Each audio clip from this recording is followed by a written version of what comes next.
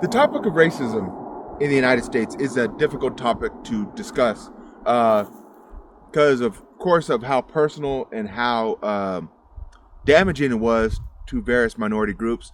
And even to this day, the topic of racism is still a sensitive topic, and it's hard to discuss. But in terms of history, it has to be discussed because it did happen, whether people want to admit that or not. Racism is a part of American history, racism and segregation in particular. So Jim Crow, well, who is he? Jim Crow, who is this person? Well, Jim Crow is similar in this manner of John Wick, Forrest Gump, Al Bundy.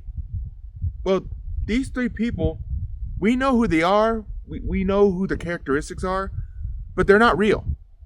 They're not real at all. Jim Crow is exactly that as well. Jim Crow is just a character. Well, Jim Crow is a character created by this playwright by the name of Thomas Rice. And he said, well, I have this brilliant idea.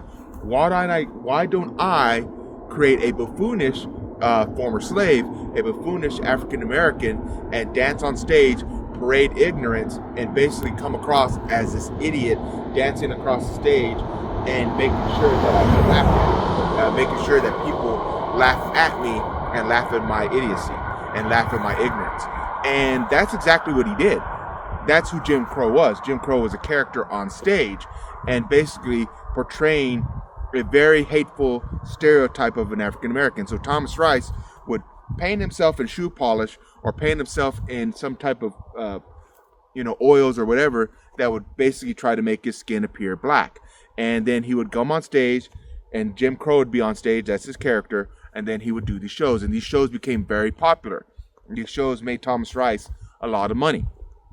And of course, if you have somebody that's making a lot of money, then you're going to have other people like, hey, I want to do that too. Why don't we make a bunch of money? And sooner or later, you had a lot of minstrel shows popping up throughout the country, especially in the South, doing the exact same thing. They had their own minstrel characters, and these became very popular. And because of that, then you had a lot of the country started to believe this mindset that African Americans really were this buffoonish. They really were this ignorant.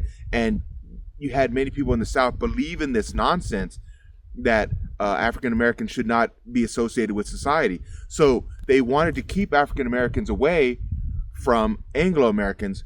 And a lot of that mindset was built off these Jim Crow shows because they really started to believe what they're seeing on stage, or it was reinforcing a negative stereotype they already had. And this is where Jim Crow laws come from. This is where the term Jim Crow comes from.